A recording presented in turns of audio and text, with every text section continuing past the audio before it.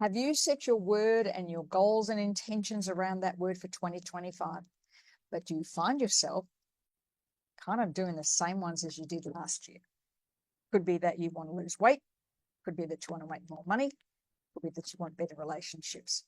But it's the same as you did last year. I've got something for you.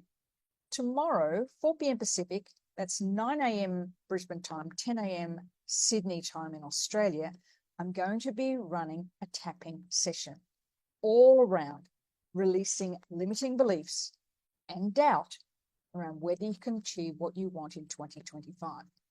Do you know, setting that word and intent is incredibly powerful.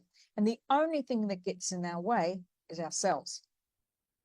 Those beliefs that just run like on autopilot in the back of your head that create self-sabotage and procrastination. So if you want this year to be different, join me tomorrow, 4 p.m. Pacific, 1 a.m. Brisbane, 10 a.m. Sydney time in Australia.